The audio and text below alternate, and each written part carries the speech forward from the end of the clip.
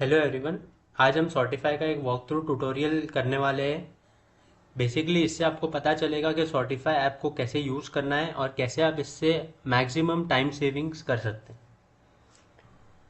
सो ये है हमारा फर्स्ट टैब जो कि है हमारा लेजर टैब। यहाँ पे हम अपने पुराने टैली के लेजर्स या फिर नए लेजर्स क्रिएट कर सकते हैं। पुराने लेजर्स इंपोर्ट करने का फ़ायदा ये है कि जैसे ही आप डे वन पे सॉर्टिफाई को यूज़ करेंगे, सॉर्टिफाई आपको ऑटोमेटिकली अपने बैंक स्टेटमेंट्स कैटेगराइज करके देना चालू कर दे। सो आपका मैनुअल एफर्ट डे वन से ही रिड्यूस हो जाएगा। But before we see the ledgers tab in detail, पहले कुछ बेसिक्स जान लेते हैं। नंबर वन, यहाँ पे अपना क्लाइंट सिलेक्टर ड्रॉप डाउन है। बेसिकली अगर आप मल्टीपल क्लाइंट्स पे वर्क कर रहे हैं और उनके लेजर्स अलग अलग रखने हैं आपको, तो आप यहाँ से एक नया क्लाइंट क्रिएट कर सकते हैं जो कि एक टोटली न्यू स्पेस होगा। तो उसके कैटेगरीज सारे अलग होंगे। बैंक लेजर नेम जो है हमारा टैली का लेजर नेम होना चाहिए। मतलब टैली में जो हमारे बैंक का लेजर का नाम है वो और ये दोनों सेम होना चाहिए। यहाँ पे आप उसको रीनेम कर सकते हैं। अब एक ही क्लाइंट के मल्टीपल बैंक अकाउंट्स हो सकते हैं, तो आप यहाँ पे ऐड या डिलीट भी कर सकते हैं। अब बेसिकली हम हमारे स्टेप वन पे चलते हैं जो कि है कैटेगरीज ऐड करना। तो यहाँ पे आप मैनुअली वन बाय वन भी ऐड कर सकते हैं। जैसे कि भी मेरे को अगर फ़ोन करके एक एसेट क्रिएट करना है यहाँ पे फ़ोन नाम से, और मैं यहाँ पे लिख देता हूँ फ़ोन एप्पल आईफोन। अब इसका मतलब क्या हुआ कि मेरे एसेट में फिक्स्ड एसेट ग्रुप में फ़ोन करके एक लेजर का नाम है। ये लेजर का नेम जो है ये एग्जैक्टली exactly आपके टैली के लेजर के नेम से मैच होना चाहिए। सेकंड, अगर मेरे कोई भी नरेशन में फ़ोन या फिर एप्पल आईफोन जैसे वर्ड्स आते हैं, तो ये उसको ऑटोमेटिकली कैटेगराइज कर देगा फ़ोन के लेजर में। सो मैं ये ऐड करता हूँ कैटेगरी यहाँ पे। अभी यहाँ पे 6 कैटेगरीज हो गई। अब मैं आपको बल्क इंपोर्ट दिखाता हूँ। बल्क इंपोर्ट में आपके पास दो ऑप्शन है। या तो आप डायरेक्टली टेम्पलेट डाउनलोड करो, उसमें डेटा फिल करके आप यहाँ पे अपलोड कर दो। सेकेंड ऑप्शन इज, अगर आपके पास टैली का पुराना डेटा है तो आप उसको डायरेक्टली इसमें इंपोर्ट कर सकते हो। डायरेक्ट ये बटन क्लिक करना है यहाँ पे। तो जैसे ही ये फाइल डाउनलोड हुआ, आप इस पर क्लिक करके आप इसको ओपन करेंगे तो अभी एक सॉर्टिफाइड टैली एक्सट्रैक्टर ओपन हुआ है हमारा। बट इसको चलने के लिए साथ में टैली ऑन होना ज़रूरी है। तो मैं एक बार टैली ऑन कर देता हूँ।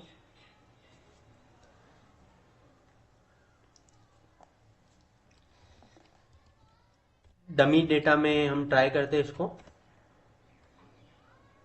अब जैसे आप इसमें देख सकते हैं टैली नॉट डिटेक्टेड दिखा रहा था बिकॉज टैली मेरा ओपन नहीं था। बट अगर आप फर्स्ट टाइम यूज़ कर रहे हैं तो आपको ये सेटिंग्स करनी पड़ेगी। एक्सचेंज में जाके कॉन्फ़िगर में जाके ये आपका कॉन्फ़िगरेशन होना चाहिए। ये स्टेप्स आपको यहाँ पे भी लिखे हुए दिख जाएंगे। ठीक है, अब सिंस मेरा कॉन्फ़िगरेशन हो रखा है, मैं इसको यहाँ पे रिट्राई करता हूँ। तो जैसे आप देख सकते हैं प्रीत एंड कंपनी से कनेक्ट हो गया है। अब मेरे को इसमें अपना लेजर नेम डालना है। तो सिंस मेरे पास इसमें ये लेजर नेम है मेरा DEF, तो मैंने DEF डाल दिया। पीरियड मेरे को कौन सा इंपोर्ट करना है वो सिलेक्ट कर लिया और एक्सपोर्ट का बटन क्लिक किया। अब इसको मैं डाउनलोड कर लेता हूँ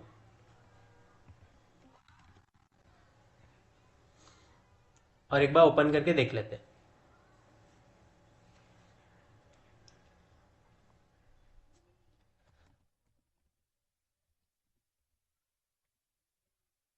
तो बेसिकली हमारा सारा मैपिंग होके आ गया है। जैसा हमारे टैली में डेटा था वैसा का वैसा यहाँ पे आ गया। अब इसमें एक चैलेंज है। अगर आपने ये जो ग्रुप है टैली में जो ग्रुप्स होते हैं, जैसे अगर मैं इसमें दिखाऊं तो ये जो है ये ग्रुप है बैंक अकाउंट। अगर आपने ये कोई कस्टम क्रिएट किया होगा तो यहाँ पे मेन हेड ब्लैंक होगा। फॉर एग्जाम्पल यहाँ पे सपोज ब्लैंक है, तो सिंपली आपको उसमें मैन्युअली लिख देना है कि ये एसेट है, लाइबिलिटी है या क्या है, और फिर डायरेक्टली यही फाइल इसमें अपलोड कर देंगे। ये वाला फाइल जो हमारा डाउनलोड हुआ था, ये मेरे को ऐसे कैसे इसको अपलोड कर देना है यहाँ।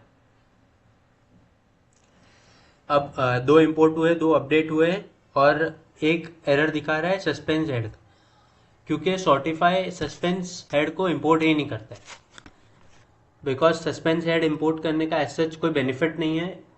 अगर कुछ एंट्री सॉर्टिफाई से कैटेगराइज नहीं हो रही है तो उसको बाय डिफॉल्ट सस्पेंस में डाल देगा।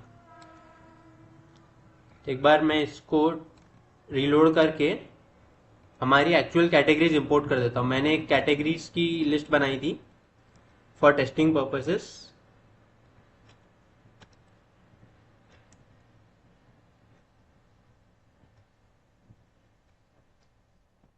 यही सेम एक्सेल फाइल है जैसा हमने अभी देखा था, मैं इसको इंपोर्ट कर देता हूँ। सो 14 कैटेगरीज इंपोर्ट हुई, 3 सस्पेंस था, ओके। अब मैं इसको रीलोड कर देता हूँ, तो यहाँ पे 22 कैटेगरीज हो गई हमारी। अब अगर मेरे को फॉर एग्जांपल कोई एंट्री सर्च करनी है, जैसे मेरे को फ़ोन वाली एंट्री देखनी थी, तो मैंने यहाँ पे फ़ोन लिखा तो यहाँ पे फ़ोन वाली एंट्री आ गई। मैं इसको एडिट कर सकता हूँ, डिलीट कर सकता हूँ। पर अगर आप एडिट कर रहे हैं या डिलीट कर रहे हैं तो यहाँ पे सेव ऑल चेंजेस का बटन ओपन होगा, जिसको आपको क्लिक करना है, तभी एंट्री सेव होगी। So that's it about the categories tab. एक दो और बेसिक सेटिंग्स है जो मैं आपको दिखा देता हूँ। अगर आपको एट एनी पॉइंट अपना क्लाइंट का डेटा या फिर कैटेगरीज डिलीट करनी हुई तो एक ही बटन से डिलीट हो जाएगा। यहाँ पे वो ऑप्शन है। डेटा क्लीनिंग एक बहुत इंपॉर्टेंट एस्पेक्ट है। जैसे ही आप एंट्रीज अपलोड करते हैं या कैटेगरीज अपलोड करते हैं तो सबसे पहले उस पर होती है डेटा क्लीनिंग। जैसे अगर आपका बैंक में सपोज ये नरेशन है तो ऑटोमेटिकली वो क्लीन होके सिर्फ इतना रह जाएगा, क्योंकि ये हमारा डिफ़ॉल्ट कॉन्फ़िगरेशन। अगर आपको इसमें कोई चीज़ रिमूव करनी है या ऐड करनी है, अगर ऐड करनी है तो मैं इसमें डायरेक्ट पीछे ऐड कर सकता हूँ, यहाँ पे कॉमा डाल के। मेरे को अगर रिमूव करना है तो मैं यहाँ से रिमूव कर सकता हूँ कॉमा हटा के, और इसको सेव कर सकता हूँ। अब यहाँ पे एक इम्पॉर्टेंट चीज़ ये है कि अगर आपको फॉर एग्जांपल यूपीआई हैंडल्स चाहिए क्लाइंट के, तो आप यहाँ से इसको हटा सकते हैं। नंबर्स चाहिए तो यहाँ से इसको बंद कर सकते हैं। बेसिकली ऐसा क्लिक करना है उसको। अब अगर आप सपोजिंगली किसी क्लाइंट का मैपिंग अकाउंट नंबर के थ्रू करते हैं कि अगर नरेशन में ये पर्टिकुलर अकाउंट नंबर आया तो मुझे इस लेजर में डालना है, तो आपको यहाँ पे वो अकाउंट नंबर लिखना होगा। वरना अगर आपने नंबर्स ऑन किया हुआ है तो नंबर्स में अकाउंट नंबर भी रिमूव हो जाते हैं। तो यहाँ पे अगर आप वो अकाउंट नंबर लिखेंगे तो वो रिमूव नहीं होगा और सर्टिफाई उसको कैटेगराइज कर पाएगा।